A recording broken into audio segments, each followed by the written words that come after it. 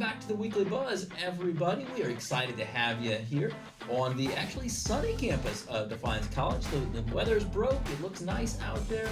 We're glad you tuned in and joined us back here on the Weekly Buzz. We got a couple new hosts today. We got Bryalon Ardner making his first appearance on the show, and we also have Juice, the one and only. He has made his return to campus.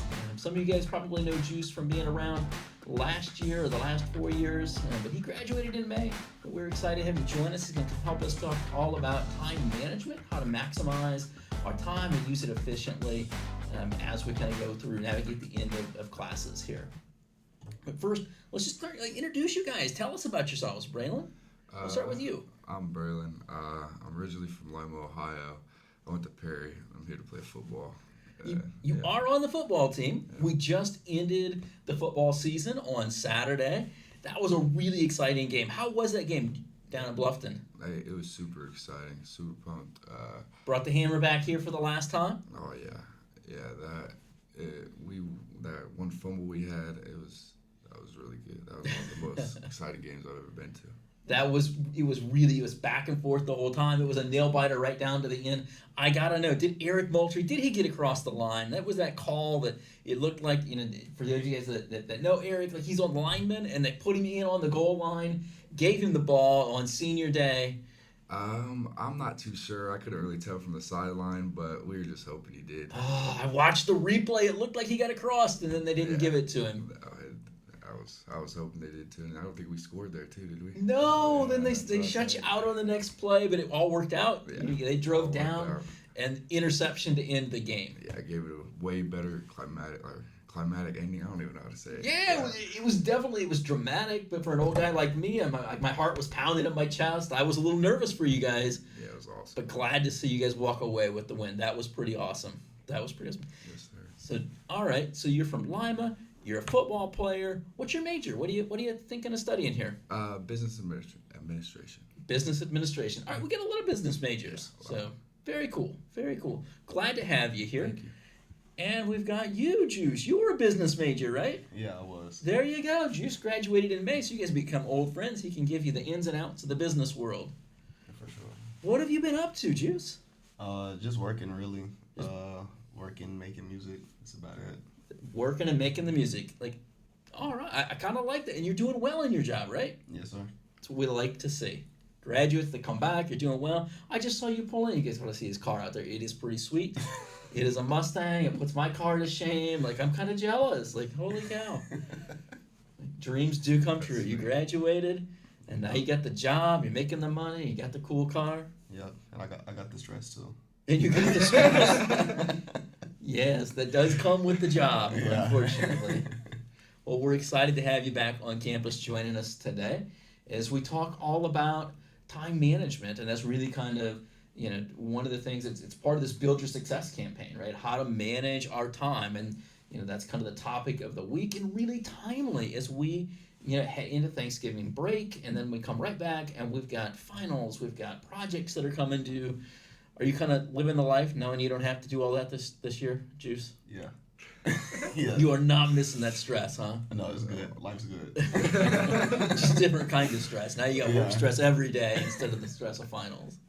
So maybe we'll just start there. What were some tricks? What did you find that helped you to manage time? You made it through. Anything off the top of your head that you can kind of think of that helped you manage time? Definitely using the reminder app on my phone. Yes, those things are huge. Yeah. So do you have a formal app that was called Reminder?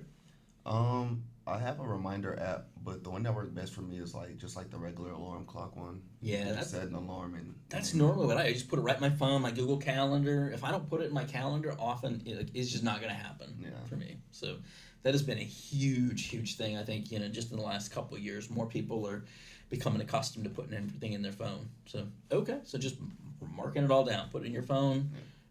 Very good. How about you, Bryalon? You found anything as you're just kind of getting started in this process? What's helped you so far? I feel like for me, it's kind of the same. I also will put in my notes. I'll be in a class, and they'll say an assignment that we have to do. I'll go in my notes and just put it in there and put the due date just for whenever I go to the library, because for sports we got mandatory study hours. So I feel like those definitely have helped me a lot. them study hours because it forces you to get in there and actually like have that time to do your work. So whenever I'm in there, I just go to my notes and see what I got to do and Smart. get that And we're done. we're gonna come back to the study hour table or the study tables, because that is something that most athletes, not just here at Defiance, but a lot of college campuses, the coaches require them to have study table hours. And how do we maximize maybe the efficiency of that? I think that's huge when it comes to time management. But some of the problems, right? We're going to talk about some pitfalls that students maybe kind of get into when it comes to time management. And you guys just tell me if you can relate to any of these and maybe what do you do to kind of avoid it. Number one thing I hear students, it's the multitasking, right? I can actually do lots of things at the same time. That are you good? What do you guys think? Are you good at that? No. That is actually what the research shows. I think most of us kind of believe that we're actually pretty good at multitasking. Most students kind of say that. And all the research shows it is not true. We actually do not perform well when we try to multitask. What ends up happening is we're not actually truly multitasking. Our brain is just switching rapidly from one task to the next, right? We just flip, flip, flip, flip, flip. And what ends up happening is it actually takes more time. And I think that's, I hear that one a lot when I'm trying to talk to somebody and I'm trying to do some work. And I think I'm good at that. Actually, the other person feels really disrespected most of the time. Like I'm not giving you my full attention. So I don't feel, as close or connected. The other one, the other kind of pitfall I hear more students, tell me if you've ever heard this one, I work better when I've got a screen in front of me, right? I'm listening to music, I'm watching TV, I gotta have some noise to be able to work better. How do you guys feel about that? Yeah, I feel like I was one of those students who said that. I hear that a lot from students. How about you, Bryalon? True or not for you? I've definitely music. I'll definitely put music in whenever I'm doing my all my assignments, and that definitely. Okay. Do you know what the research shows about that? You're not gonna like it. What's it show? By almost unanimously, all the research studies shows we actually don't work better when we've got screens and music. It actually divides our attention. It prevents us from being able to retain and learn kind of deeply because we're distracted. So we may help us feel better as we're accomplishing a task, but it's probably still going to take us longer, and we're probably not retaining and learning the information as deeply as we would like to think. Unfortunately, we're really not all that good at it. Why do we do that? Why do we always got to have the screen on or music? I'm not a no never to music, by the way. We'll talk about that in a second. For me, it's just like, I don't know, it's just kind of like calming. But I will say, like, when I listen to like music with like lyrics, I can't focus on my task. But if I put on like Yes. I'm an anime guy. I watch a lot of anime, so if I put on like some Naruto theme music, like I really can like lock in. When it becomes background, right? So I like that notion of like maybe I don't have lyrics or I've got it turned down really softly. I'm not really paying attention to it. It's kind of more white noise and distraction. Sometimes that can actually be a little bit beneficial, but I really got to be careful about that. I can't listen to something that I'm really, where I've got that divided attention. Like if it's working well, I shouldn't even know that it's on. But I don't know about you guys, everybody's so connected, to our phones. We've always got, a screen on of some sort. Music, podcast, right? Weekly Buzz, tune in, guys. You can actually, studies have shown, wink, wink, that if you listen to the Weekly Buzz while you're doing your research projects, you get way more done. That's not really true. But you can listen to us anyway, just maybe not while you're doing your research project. Whenever I have music, I feel like I'm focused a lot more. I don't know, it's weird for me. I feel like I'm focused a lot more, but whenever I don't, I'll be sitting here and doing it 1 second, and I'll just start thinking about something, and I'll just sit here and just think about it for way longer than I should, and then it'll just. Want to optimize my learning, just a quiet, distraction-free zone is probably a little bit better, but it just takes some time. We'll talk about that hopefully a little bit later on. Okay, so another myth, the procrastination myth, right? The myth goes something like this. I work better when the deadline is on me, right? Like the day before, the night before, night of, right? That's when I power through. I actually do better once the deadline is right there. You guys heard that one? Yeah. Maybe just a few times. True or not? definitely is true.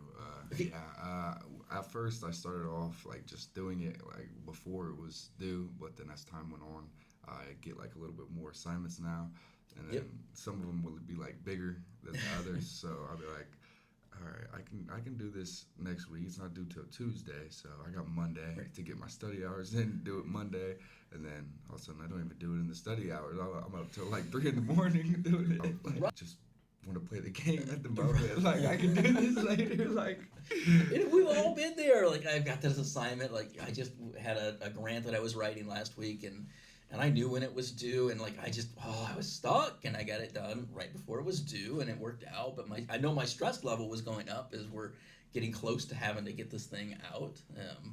But hey, we actually got the grant, so it must not have been too bad. But was it my best work? Probably not. And I think that's, as we talk about this, I think that's what studies tend to bear out, is that, we may be able to do things sort of last minute, but rarely is it our best work, right? When we actually do things ahead of time, we're able to edit and revise and edit and revise, and maybe even allow other people to kind of, be part of that process, that we actually do much, much better work. The other problem, there's lots of problems with it. Other problems that end up having is it's not so bad if I've got like one paper and I put it off till the last minute, but especially this time of year, right? Rarely do you just have one paper. I might have one paper and now I got a final and I've got something else coming due. So that strategy, if I wait until the last minute, all kind of compounds, and now all of a sudden I've got 6 things coming due all at once, and now I'm in a little bit tougher spot. So it makes it more difficult as the semester progresses, to get all that done. Other problems, group assignments. Like it's not so bad if I get a 6-page paper, but maybe and I'm the only one doing it. But if this is a group project and maybe the other people are waiting on me to do my piece so they can do their piece, or we can put it all together again so we've got this good cohesive document, and now all of a sudden I've waited until the last minute, it puts everybody else in a bind too. Why does it work that way? Why are we, because it isn't a phenomenon that I think most students experience. Like, I can't do it. I try to do it. I can't focus in. And then all of a sudden at the last minute, like, finally at 10 o'clock at night and things due at 8 o'clock in the morning, it's like the flip switches in my brain. And now all of a sudden, I can write this thing. Why does that happen? I feel like before you got like options, like you're like, okay, I can do this right now, and I still got other time to do that. Right. But as whenever the due date's in the morning, you don't want to like not do it and not get the grade. So Backs against the wall. I don't have a that's how I choice do but it. to do this now for the most part.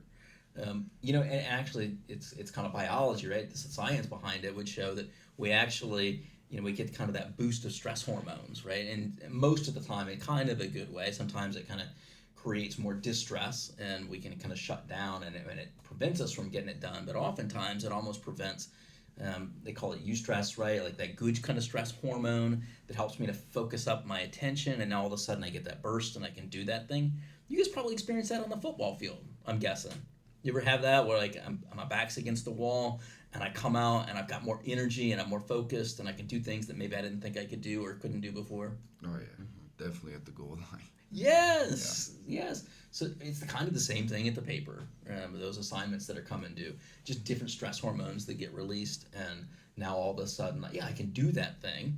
Good news is, though, is we can actually learn to do things a little bit more proactively ahead of time. It's going to feel kind of weird at first, but we can actually learn to kind of change that dynamic within us. Right? And part of the other strategy is try not to be a perfectionist. Understanding the thing that I'm doing now, even though this assignment's not due for 2 weeks, it's not going to be perfect. It may really stink, and I don't need to worry about it. I'm just, my son used to say, you need to vomit all over the paper, and I'll worry about cleaning it up later.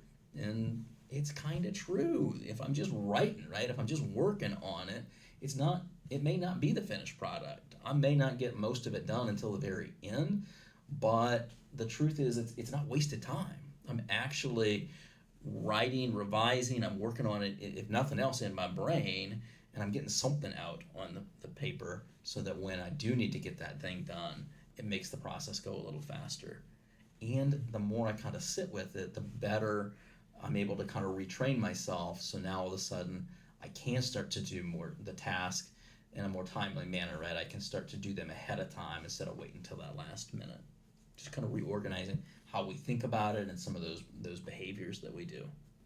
Another good tip: sharing your plan with somebody else. So if I got a plan, hey, I'm going to work 20 minutes a day. I'm going to work at study table on this big project I got coming up. Write it down for yourself, but then share it with somebody. I've done a whole lot of talking. You guys kind of break it down maybe a little bit more. Like, what are some of the, you use the Remind app. Anything else that's been helpful as you kind of have gone, maybe not just through classes, but just in the working world? Trey, my friend Trey. Yeah. Okay. How's Trey help you? I tell him everything. So he's that little bit of that accountability Yeah. person for you? Like, Yeah. all right, Trey, I got to get this done. Yeah. Well, even if you don't like read it or like everything, I'll just send him a quick text because I know I'm gonna go back and read our text anyway. I'll Gotcha. see it. So it helps to kind of keep you accountable to yourself, but maybe also to him too. Like, I can go back and help me to remember, like, oh yeah, I said I was going to do this. Yeah. Nice. Shout out to you, Trey. Well done. How about you? Anything else that you found as you kind of making it through almost first semester as a freshman? I use my phone, but I write a lot of stuff down too, like the journal, not the journal, but the things they gave us. I don't know what it is. Yeah, It the says planner, date. right? Yeah, Yep, I think Says that the can be date. really helpful. I do usually what I do with my notes app. I just put the assignments down in that and just put the due date right there. And then whenever I'm doing my work, like just get my work out, I'll have that out too, and it'll show everything. Whenever I get something done, I cross it out. I like those organizers that they got, especially the ones they did this year. They kind of redid them, and they look really good, and I think they're really helpful for students. Finding an organizing system that works for you is really, really helpful. There's no tried and true answer. I like the digital ones, but some people like the ones that are kind of paper pencil, and those are helpful.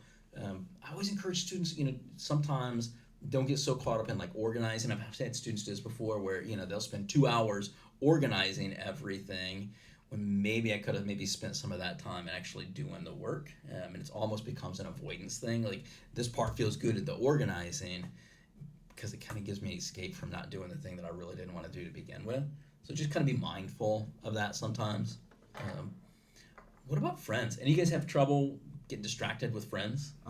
Me kind of like there'll be times where I'll know that I need to get in and do something, and my friends will be like going to do something, and they will tell me, and I'm like, I gotta do this. I got this to do in study hours, and they're like, you can do it later. You'll have it. It's not due until. Right, let's go play the game. Call of Duty 6 just dropped. Yeah. Come on.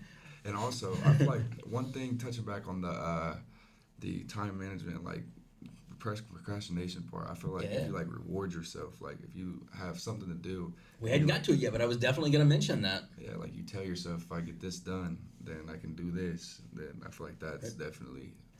What works for you? How do you kind of reward yourself? Mostly with like, it'll be like playing a game. Sometimes it'll be like I'll just go get something to eat. Just a mix of everything, honestly. Time management, it is something that I think we all can work on and get better at. I think, that's the other part too, is I see a lot of people that they kind of shut down. Like, they recognize within themselves, like, I don't do well with time management, and then I kind of stumble on it, and I just kind of give up and kind of working, like, recognizing these are just skills, right? Skills I can learn to do different, I can learn to do better. And the more I practice them, the better I will get. I may never be perfect. There's a lot of us, myself included. Like, I know that I'm not always great at being organized and managing my time, but I know that I can get better, and I have gotten a lot better at it. And I think that's true for all students. It's just something we got to work at to get just a little bit better. And when we do, our stress level, our frustration levels kind of go way down. So I've kind of learned to manage that time a little bit better. All right, we're going to take just a quick break, and we're going to come back, and we're going to talk, we're doing our top 5. We're going to spring a quiz on these guys to see what they think about top 5 Thanksgiving traditions.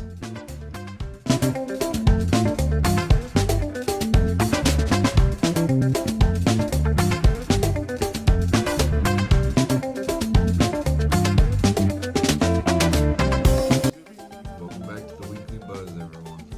Now we're going to be going with our top 5 Thanksgiving